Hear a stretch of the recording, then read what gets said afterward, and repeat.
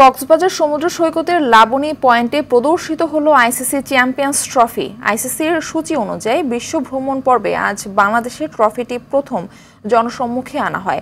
সকাল 10টা থেকে বিকেল 3টা পর্যন্ত সাধারণ মানুষের জন্য উন্মুক্ত থাকে ট্রফিটি, যা দেখতে ভিড় করেন অসংখ্য উৎসুক জনতা।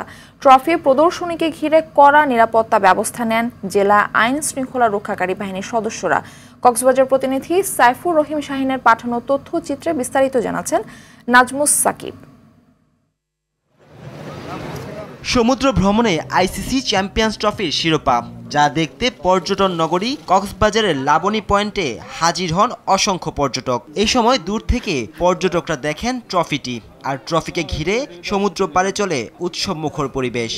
আমাদের এখানে আসছে যে আমাদের কক্সবাজার ফার্স্ট টাইম, এটা থেকে আমি অনেক খুশি লাগছি যে বাংলাদেশ থেকে যেন অন্য কোনো দেশে এই ট্রফিটা হস্তান্তর না করা হয়। কাছ থেকে ছবি তোলা জিনিসটা অনেক বেশি অসাধারণ অনুভূতি। ছবি তুলছি, দেখছি, এর থেকে বড় কি, এর থেকে চাই যে বাংলাদেশ জিতুক, নিয়ে আসুক একদম, এরপর একসাথে একই রকম করে ছবি তুলবো। দুবাই ভিত্তিক বহুজাতিক লজিস্টিক কোম্পানি ডিপি ওয়ার্ল্ডের তত্ত্বাবধানে ট্রফিটির বিশ্ব ভ্রমণ পর্ব শুরু হয়েছে পাকিস্তান থেকে।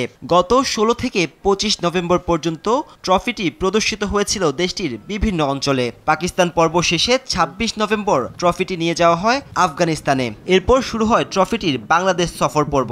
আগামী 13 ডিসেম্বর পর্যন্ত ট্রফিটি বাংলাদেশেই থাকবে। এদিকে কক্সবাজার সমুদ্র সৈকতে আইসিসি ট্রফি প্রদর্শনকে ঘিরে সার্বিক নিরাপত্তা ব্যবস্থা নিয়েছে জেলা পুলিশ, টুরিস্ট পুলিশ ও র্যাবের সদস্যরা।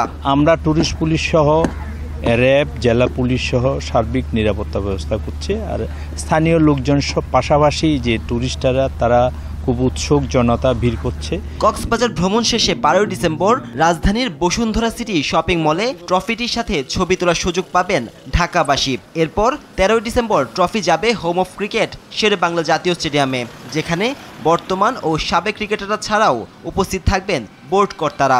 বাংলাদেশ পর্ব শেষে 15 থেকে 22 ডিসেম্বর দক্ষিণ আফ্রিকা ভ্রমণ করবে ট্রফিটি। নাজমুস সাকিব, RTV।